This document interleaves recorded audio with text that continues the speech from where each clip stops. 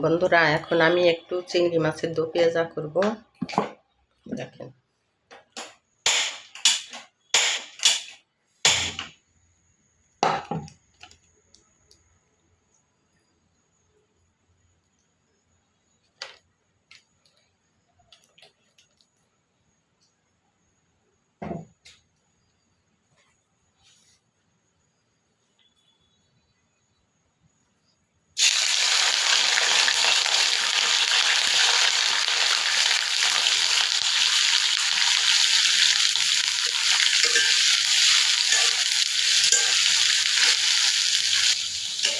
বন্ধুরা, চিংড়ি মাছটা এভাবে একটু আগে ভেজে নেবেন।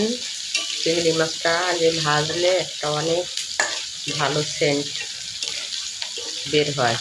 এই সেন্টটা তরকারিতে থেকে যায়, খাইতে খুবই ভালো লাগে। তাই এই যে চিংড়ি মাছটা এভাবে আগে একটু ভেজে নেবেন। এই যে আমার চিংড়ি মাছটা ভাজা হয়ে গেছে।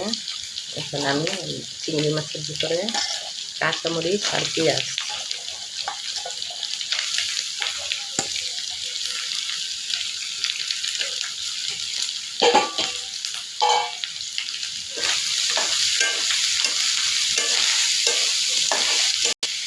এখন দেবো আমি লবণ আর আদা রসুন জিরা বাটা।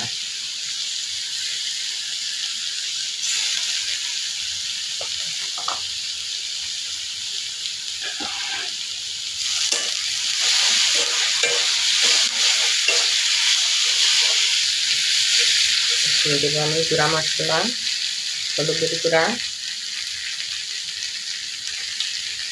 ধনিয়া গুঁড়া,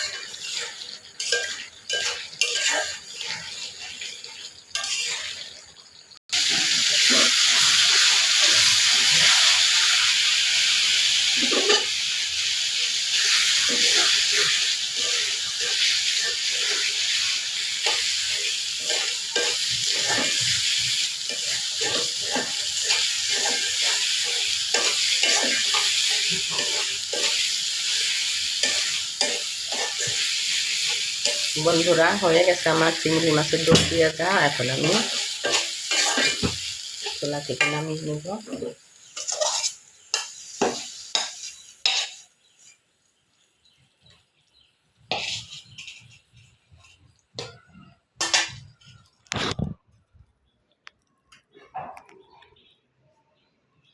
দেখুন আমার এই চিংড়ি মাছের দো পেঁয়াজাটা কেমন লাগছে।